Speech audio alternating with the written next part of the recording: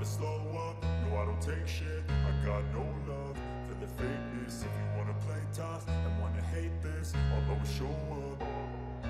I don't ever slow up, no I don't take shit. I got no love for the fakeness. If you wanna play tough and wanna hate this, I'll always show up and make a statement. I don't ever slow up, no I don't take shit. I got no love for the fakeness. If you wanna play tough and wanna hate this, I'll always show up and make a statement. Everything. Setelah tampil low profile sepanjang pramusim tanpa melakukan serangan putus asa, Selasa ini Marc Marquez mulai menunjukkan kartunya untuk finish keempat dalam tes pramusim di Qatar. Sejak pramusim MotoGP 2024 dimulai pada awal Februari di Sepang, dan selama 3 hari yang diadakan di sana dan hari pertama Senin ini di Losail. Ada ekspektasi akan kemampuan Marc Marquez dalam pengalaman pertamanya di belakang kemudi Ducati GP23 setelah lebih dari 1 dekade bersama Honda. Marquez harus tetap tenang dan tidak menonjolkan diri saat ia menyelesaikan hari demi hari, putaran demi putaran, pekerjaannya memasang tunggangan baru. Selasa ini, pada hari terakhir tes Qatar dan hari terakhir pramusim, tim teknis baru Marquez mengerahkan segalanya di GP23 untuk menyerang waktu dan mencari putaran yang akan menempatkan juara dunia 8 kali itu di peta MotoGP 2024. Tidak ada rahasia. Sepanjang pramusim saya sangat tenang, tapi hari ini adalah hari untuk meningkatkan risiko dan serangan, jelas Marquez di penghujung hari. Menemukan kartu-kartu yang dicurigai banyak orang dia pegang. Sebuah serangan dan agresivitas yang membuatnya kehilangan drag pertamanya setelah 5 hari latihan dan ratusan lap.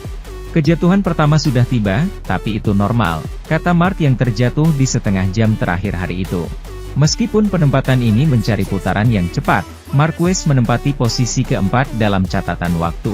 0,383 di belakang Pecco Bagnaia yang tampak keras kepala sepanjang pramusim. Ada 3 atau 4 pembalap yang lebih cepat dari saya.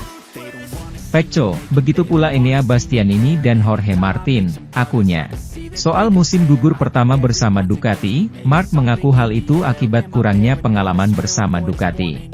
Terjatuh tidak pernah bagus. Saya mungkin meningkatkan tekanan, saya menyerang pada titik di mana Anda tidak bisa melakukannya dengan motor ini, akunya. Mengenai perbedaannya dengan Bagnaia, yang hanya lebih dari 3/10, Marc sangat gamblang. Dalam balapan, mereka selalu mengatakan bahwa 3/10 detik terakhir adalah yang tersulit. Itulah yang harus saya temukan. Sementara itu, Jorge Martin tidak mengakhiri pramusim dengan sensasi terbaik di Setang Pramac GP24.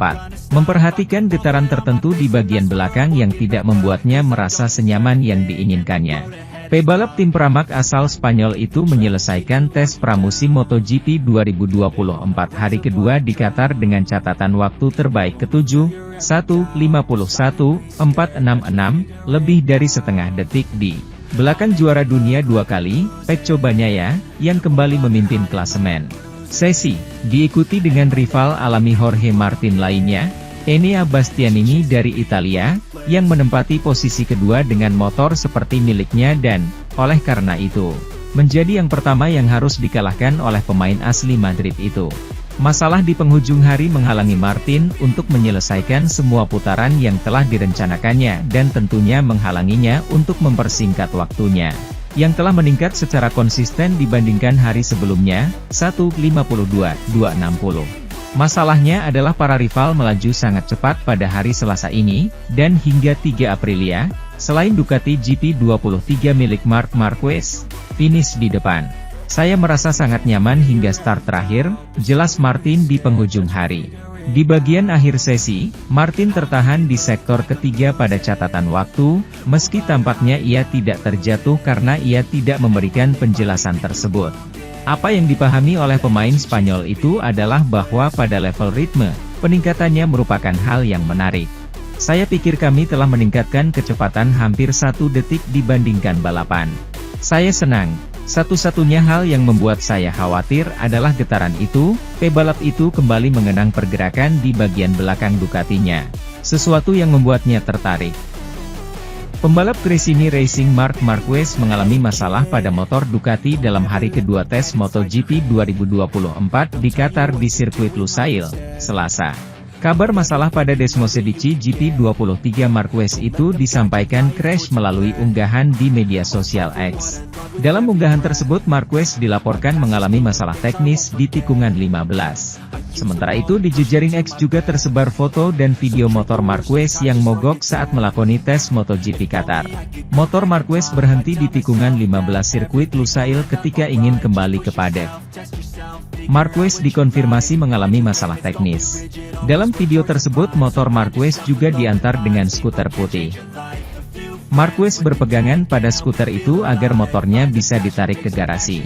Motor mogok ini juga dialami The Baby Alien pada tes resmi kedua di sirkuit Sepang, Malaysia. Berbeda dengan kejadian di Qatar, saat di Sepang motor Marquez didorong Marshall menggunakan motor bebek. Momen Marquez mogok di Malaysia tersebut bahkan diunggah akun media sosial MotoGP sehingga ramai di jejaring sosial. Meski demikian Marquez tetap melanjutkan sesi tes di Qatar.